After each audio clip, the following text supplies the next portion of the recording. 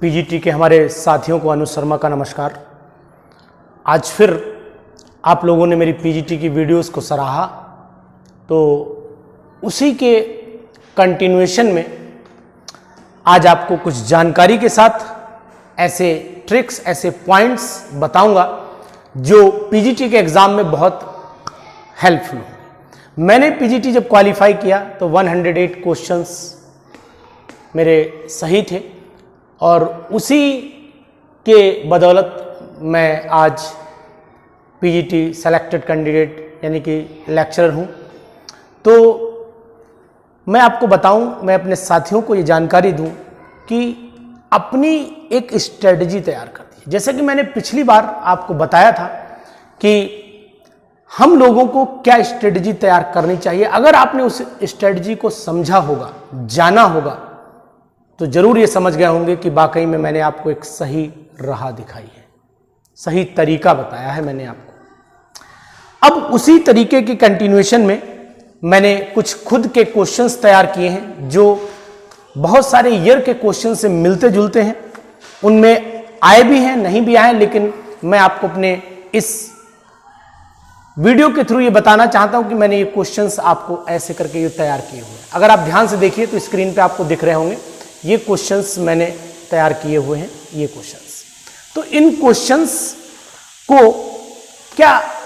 क्या हम बताना चाहते हैं आपको। पीजीटी क्वालिफाई करने के लिए कुछ क्वेश्चंस ऐसे हैं जो बहुत ही जरूरत है। एक तो इंक्रीजिंग और डिक्रीजिंग ऑर्डर से रिलेटेड जो क्वेश्चंस होते हैं उनको जरूर करना चाहिए।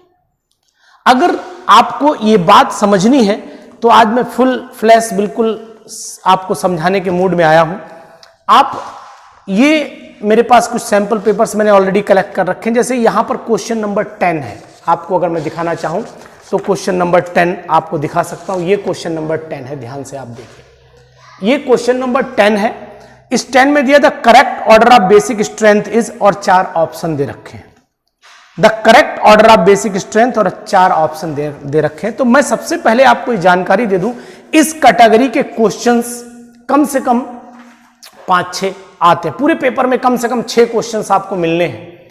तो यार 6 क्वेश्चन को अगर 3.4 से मल्टीप्लाई कर दो तो आप कितने नंबर पे पहुंच जाते हैं, यानी कि 6 चौक 24, 6 तियां 18, 19, 20, यानी कि आपको ये नंबर मिले 20.4, यानी कि 20.4 नंबर आपको मिल गए हैं।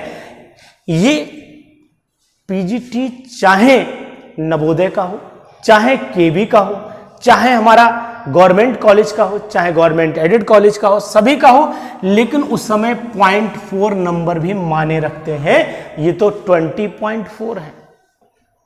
तो इस बात को बिल्कुल हल्के में ना लीजिए। तो मैं आज उसी के कंटिन्यूएशन में एक टॉपिक डिस्कस करूंगा आपके साथ, और इस टॉपिक के साथ में आपको मैं बताऊंगा कि हमें जो इंक्रीजिंग और डिक्रीजिंग ऑर्डर के जो क्वेश्चंस हैं, इंक्रीजिंग एंड डिक्रीजिंग ऑर्डर के जो क्वेश्चंस है पीजीटी एग्जाम के लिए, अब चाहे वो पीजीटी एग्जाम किसी का भी हो, चाहे नवोदय का हो, है ना, चाहे केवीएस का हो, चाहे एनवीएस का हो, चाहे हमारा जनरल ये गवर्नमेंट कॉलेज का पीजीटी हो, कोई भी पीजीटी हो, उनमें ये क्वेश्चन आना है। ये तय है कि क्वेश्चन 4-5 बना के एक्सपर्ट रखता है। तो उसी के हिसाब से मैंने कुछ क्वेश्चंस सेलेक्ट किए हैं। बाकी आप लोग सभी जितनी भी पीजीटी एग्जाम देंगे वो सभी मेरे साथी टीचर्स हैं, ये हम जानते हैं। लेकिन क्या होता है कि पढ़ना एक अलग चीज होती है, पढ़ाना एक अलग चीज होती है, दोनों में डिफरेंस होता है। एग्जाम देना एक कला है, एग्जाम लेना भी एक कला है। जो एग्जाम अच्छे से दे सकता है, हो सकता है वो अच्छे से एग्जाम ना ले पाए। जो हो सकता है अच्छे से एग्जाम ले लेकिन अच्छे से एग्जाम ना दे पाए। ये सब कंडीशंस हैं, वही एग्जाम को क्वालिफाई करवाती हैं। तो आज मैं आपको साथ लेकर के आया हूं कुछ क्वेश्चंस का। पहले मैं आपको बता देता हूं कि आज हम लोग कुछ जितने भी हाइड्राइड्स हैं उनकी डिटेल जान लेते हैं। सबसे पहले मैं हाइड्राइड यहां लिख देता हूं NH3, उसके बाद मैंने लिख दिया PH3, फिर लिख दिया ASH3, उसके बाद लिख दिया SBH3 और उसके बाद BiH3। ये मैंने हाइड्राइड्स लिख दिए हैं क्योंकि ये क्वेश्चन भी मैंने पढ़ के सुना है। उसके बाद मैं क्वेश्चन भी कराऊंगा, तो पूरी वीडियो खूब ध्यान से देखिएगा, पूरी वीडियो में मेरे साथ बने रहिएगा। मैं आपको पीजीटी क्वालिफाई करने के तरीके भी बताता रहूंगा, मैं आपको पीजीटी में जो क्वेश्चंस इंपॉर्टेंट है वो भी बताता रहूंगा, मैं आपको बताऊंगा कि कौन कौन से क्वेश्चंस पे ज्यादा विशेष ध्यान देना चाहिए, फोकस किस पे करना चाहिए, कौन से क्वेश्चंस पे अगर न भी हो पाए तो सिलेक्शन पे इफेक्ट नहीं पड़ेगा। ये सब बातें आपको अपनी वीडियोस में बताता रहता हूं, बताऊंगा भी आपको, तो आप पूरी वीडियो को देखिएगा ध्यान से, स्किप बिल्कुल न करिएगा। और अगर आप मेरे चैनल पर नए हैं तो प्लीज इसको सब्सक्राइब कर दीजिएगा और अपने दोस्तों को शेयर भी कर दीजिएगा। तो हम बात कर रहे थे आपके ये जो हमने लिखे हुए हैं यहां पर, ये NH3, PS3, ASH3, SbH3, इस तरीके से हमने ये हाइड्राइड्स लिख दिए। अगर आप 12th क्लास के बच्चों को पढ़ाते हैं तो ये जरूर पढ़ाते होंगे कि यहां पर ऑर्डर्स क्या पॉसिबिलिटी हो सकती है, ऑर्डर की क्या पॉसिबिलिटी हो सकती है, तो वो मैं आपको एक एक करके बताता हूं। सबसे पहले मैं बात कर लेता हूं यानी स्टेबिलिटी ऑफ हाइड्राइड्स की बात कर लेता हूं, यानी कि कौन ज्यादा स्टेबल होगा, कौन कम स्टेबल होगा। इनके स्टेबिलिटी की अगर हम बात करें हाइड्राइड्स की, तो हाइड्राइड्स जो होते हैं ऊपर से नीचे आने पर सबसे ज्यादा स्टेबल ये हाइड्राइड होगा, क्योंकि इनके बीच में जो फोर्स ऑफ अट्रैक्शन है ये बहुत ज्यादा स्ट्रांग होगा, तो नीचे आते आते वैन डर वाल फोर्सेस डाउन हो जाते हैं, तो ये हाइड्राइड ज्यादा स्टेबल होगा, ये कम स्टेबल होगा, ये और कम स्टेबल होगा, ये और कम स्टेबल होगा, ये और कम स्टेबल होगा, यानी कि this is the decreasing order of stability of hydrides. तो ये हमने कौन सा ऑर्डर लगाया, मैं इसको ऐसा करता हूं कि इस तरीके से लिखता हूं कि आपको थोड़ी सी आसानी लगे। मैं ऐसा कर देता हूं कि यहां पर मैंने लिख दिया है NH3, यहां लिख दिया मैंने, यहां कॉमा लगा के लिख देता हूं PH3, यहां लिख दिया मैंने ASH3, यहां लिख दिया मैंने SbH3 और यहां लिख दिया मैंने BiH3, ये मैंने लिख दिया। अब यहां पर मैंने अभी बोला this is the decreasing order of stability, यानी कि ये decreasing order of stability. Question मिलेगा आपको, ध्यान रखिएगा, आप पढ़ाते हैं ये अलग बात है, लेकिन थोड़ा ध्यान दीजिएगा, मेरी बात पे गौर फरमाइएगा, तो आपको जरूर पीजीटी एग्जाम में मदद मिलने वाली है। अब हम लोग बात कर लेते हैं इसी में ही बहुत सारे फैक्टर्स हैं। अब हम बात कर लेते हैं रिड्यूसिंग करैक्टर की। तो ये आप जानते हैं कि ऊपर से नीचे आने पर रिड्यूसिंग करैक्टर इंक्रीज करता है, तो बेस्ट रिड्यूसिंग एजेंट इसमें माना जाए तो BiH3 को हम लोग बेस्ट रिड्यूसिंग एजेंट मानते हैं, यानी कि this is the increasing order of बोलो बेटा रिड्यूसिंग एजेंट, यानी रिड्यूसिंग नेचर बोले या रिड्यूसिंग एजेंट बोले, रिड्यूसिंग करैक्टर बोले, एक ही बात है, ये इंक्रीजिंग ऑर्डर में लगे। इसके बाद हम लोग बात कर लेते हैं इनके बेसिक करैक्टर की बात कर लेते हैं। बेसिक करैक्टर की बात करें तो आप जानते हैं कि नाइट्रोजन ज्यादा इलेक्ट्रोनेगेटिव है, ये इलेक्ट्रॉन के पेयर को होल्ड करके रखेगा, ज्यादा टाइम तक होल्ड करके रखेगा, तो बेसिक करैक्टर सबसे ज्यादा इसी में होगा, तो इसका मतलब ये हो जाएगा आपका कौन सा, डिक्रीजिंग ऑर्डर ऑफ, ये सबसे ज्यादा, ये उससे come and so on, decreasing order of basic character. तो इस तरीके से हमने ये बेसिक करैक्टर बता दिया। इसी तरीके से थर्मल स्टेबिलिटी की भी बात कर लेते हैं। अब ये बताइए कि थर्मली स्टेबल कौन ज्यादा होना चाहिए। थर्मल स्टेबिलिटी क्या होगी कि भाई N और H के बीच में बॉन्ड जितनी जल्दी ब्रेक होगा उतना ही थर्मली स्टेबल कम हो जाएगा। लेकिन क्या होता है कि इनके बीच में जैसे जैसे हम डाउन चले जाएंगे तो थर्मल स्टेबिलिटी डिक्रीज करती चली जाती है, क्योंकि बॉन्ड लेंथ बढ़ती चली जाती है। बॉन्ड लेंथ बढ़ेगी तो आसानी से बॉन्ड ब्रेक हो जाएगा, बॉन्ड एनर्जी कम हो जाएगी, तो यानी कि डिक्रीजिंग ऑर्डर ऑफ हो जाएगा आपका थर्मल स्टेबिलिटी। और इसी की वजह से रिड्यूसिंग करैक्टर होता है, जितनी जल्दी H दे देगा, भाई H तो तभी जल्दी दे देगा ना जब थर्मली स्टेबल कम होगा, तो थर्मल स्टेबिलिटी क्या हो जाती है, डिक्रीज करती चली जाती है। अब हम लोग बात कर लेते हैं बॉन्ड एंगल की। अगर बॉन्ड एंगल ध्यान से आप देखें तो यहां क्या होगा कि अगर हम अमोनिया की बात करें, आप सब लोग जानते होंगे अमोनिया की बात करें तो लोन पेयर इसके पास रहता है क्योंकि ज्यादा इलेक्ट्रोनेगेटिव होता है। तो as we move from left to right, जब हम लोग लेफ्ट टू राइट यानी इस लाइन में चले, यानी नाइट्रोजन से बिस्मथ तक चले, तो जो इलेक्ट्रोनेगेटिव करैक्टर वो घटेगा, और जब इलेक्ट्रोनेगेटिव करैक्टर घटेगा तो ये लोन पर दूर भागेगा, और जब ये दूर भागेगा तो ये फोर्स लगाएगा तो बॉन्ड एंगल डिक्रीज कर जाता है। तो this is the decreasing order of bond angle. ये बॉन्ड एंगल का डिक्रीजिंग ऑर्डर लग चुका है। अब अगर हम लोग ये बात कर दें कि सॉल्युबल कौन होता है, तो except ammonia other hydrides are insoluble in water, यानी कि अमोनिया तो इसलिए पानी में घुल जाता है क्योंकि ये हाइड्रोजन बॉन्ड बना लेता है। It can form hydrogen bond with water molecule, that's why it is soluble, while other hydrides are not able to form hydrogen bond, दूसरे हाइड्राइड्स हाइड्रोजन बॉन्ड नहीं बना सकते हैं। तो इस तरीके से मैं आपको यहां न तो पढ़ा रहा हूं क्योंकि आप खुद टीचर हैं, आपको पढ़ाने की जरूरत नहीं है, ये वीडियो मैं अपने दोस्तों के लिए बना रहा हूं। और अगर आपको जरा भी निसंकोच कोई कंफ्यूजन लगे तो आप जरूर पूछिएगा, क्योंकि मैं चाहता हूं कि आप पीजीटी क्वालिफाई करें, क्योंकि दुनिया में एक ही इंसान होता है, एक ही टीचर एक ऐसी चीज होती है जो ये चाहता है कि उसका बताया हुआ, उसका पढ़ाया हुआ कैंडिडेट उससे आगे निकले। बाकी दुनिया में दूसरा कोई नहीं जानता, दूसरा कोई चाहता भी नहीं कि उससे आगे कोई निकले, लेकिन टीचर हमेशा यही चाहता है कि उसके बताए हुए रास्तों से लोग उससे आगे निकल कर जाए। तो भाई लोगों ध्यान रखिएगा, समझिएगा, इस चीज को ध्यान से समझिएगा, इनमें से क्वेश्चन मिलने की संभावनाएं बहुत ज्यादा है। अब हम लोग अगले ग्रुप की बात कर लेते हैं। भाई आपने इसमें क्या पढ़ लिया, बेसिक मेन पॉइंट्स हमने पढ़ ही लिए हैं इसके। अब हम लोग अगले ग्रुप की बात कर लेते हैं। अगले ग्रुप में जब पहुंचते हैं तो आप जानते हैं कि वहां पर हो जाता है, इन्हीं के बेस हम क्वेश्चंस भी आपको भी डिस्कशन करेंगे आपके साथ में। आप इस वीडियो में लगातार हमारे साथ बने रहिएगा। तो अब मैं आपको ये बता देता हूं कि अगर हम लोग H2O, अगर हम लोग बात करते हैं H2O की, H2O, H2S, H2SE, H2TE और H2PO की, तो ये कौन कौन सी चीजें इसमें देखना पड़ती हैं। सबसे पहले तो हम एसिडिक करैक्टर देख लेते हैं। ये बताइए कि वाटर तो न्यूट्रल है, एसिडिक करैक्टर इस बात पे डिपेंड करता है कि कितनी जल्दी H पॉजिटिव आयन रिलीज हो जाता है। तो एसिडिक करैक्टर, ये तो रेडियो एक्टिव नेचर में पोलोनियम, तो इसको तो बहुत ज्यादा काउंट करते नहीं हम लोग, यहीं तक ज्यादा रहते हैं। तो यानी कि मोर एसिडिक H2TE होगा। तो ये कौन से ऑर्डर में लग गया, ये लग गया आपका increasing order of acidic character. तो एसिडिक करैक्टर इस बात पे डिपेंड करता है कि कितनी जल्दी H पॉजिटिव आयन रिलीज होंगे, और H पॉजिटिव आयन तभी रिलीज होते हैं जब बॉन्ड लेंथ बढ़ती है, बॉन्ड डिसोसिएशन एनर्जी घट जाती है।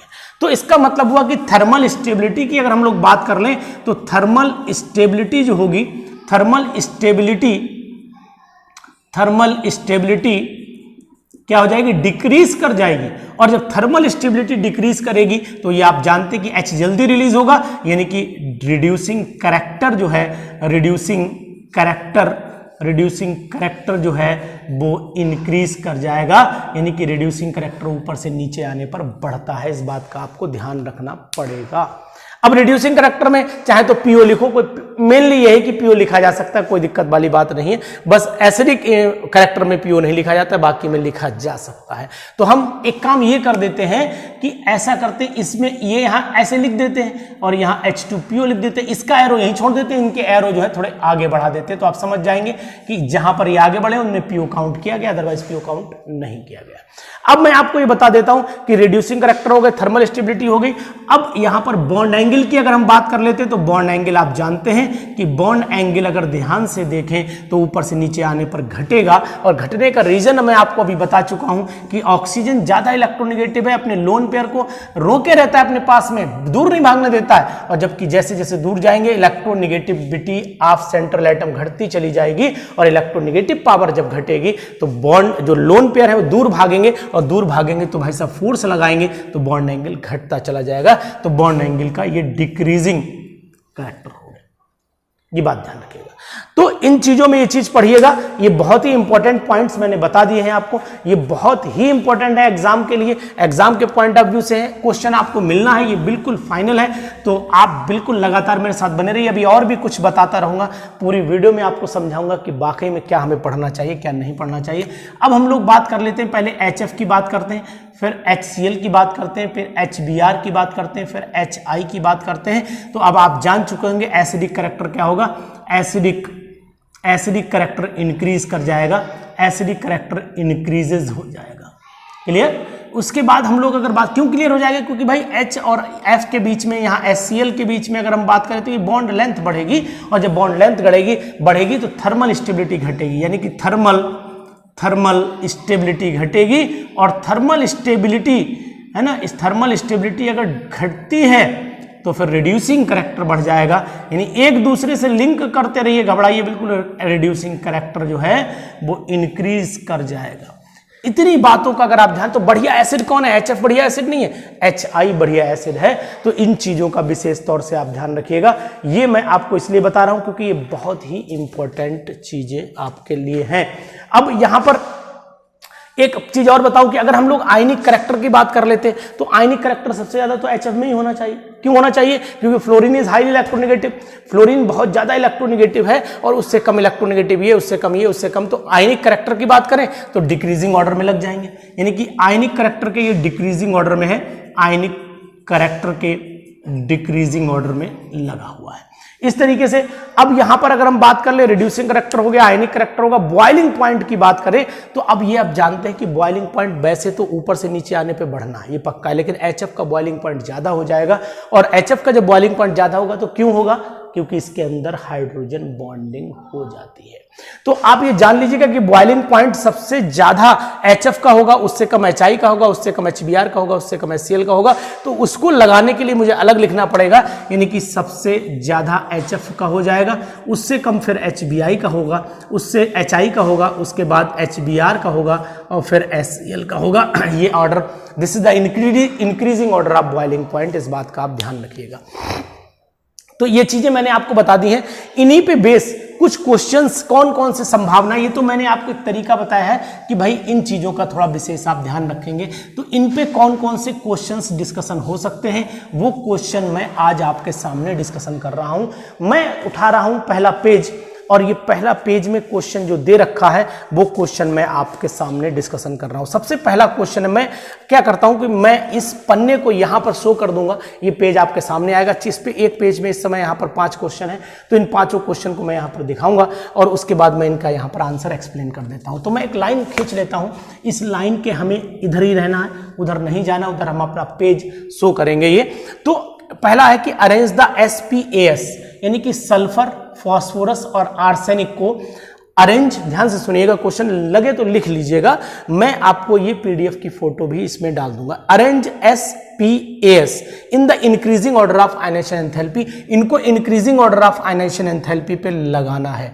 तो अब आप पहले करते क्या है, हम ये देखते हैं कि ये तो हो जाता है, नाइट्रोजन के नीचे फास्फोरस होता है, ऑक्सीजन के नीचे सल्फर होता है और यहां पर आर्सेनिक हो जाता है।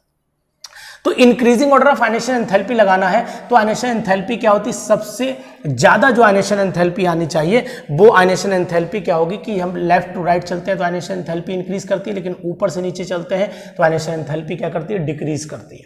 लेकिन ये आप जानते हैं इसकी फैमिली की आयनेशन एंथैल्पी हमेशा ऑक्सीजन फैमिली से ज्यादा होती है क्योंकि हाफ फिल्ड होता है, तो पी की आयनेशन एंथैल्पी सबसे ज्यादा होनी चाहिए क्योंकि नाइट्रोजन इसमें है नहीं, ये पी हो गया। अब इसके बाद किसकी होनी चाहिए, सल्फर की होनी चाहिए, उसके बाद AS की होनी चाहिए। तो इसका मतलब जो है आंसर जो है हमारा ये आना चाहिए। इसमें मैं सभी 4 ऑप्शन आपको नहीं दे पा रहा हूं, कारण ये कि समय बहुत कंज्यूम हो जाएगा। मैं क्वेश्चन आपसे डिस्कशन कर रहा हूं, तो हमारा ये पहला क्वेश्चन आपके सामने डिस्कशन हुआ है और ये पहला क्वेश्चन क्या कहता है कि arrange SPAS in the increasing order of ionisation enthalpy. दूसरा क्वेश्चन क्या है, the correct order of size of carbon, nitrogen, phosphorus and sulphur. The correct order of carbon, nitrogen, है ना, फास्फोरस एंड सल्फर, इनका करेक्ट ऑर्डर क्या होना चाहिए।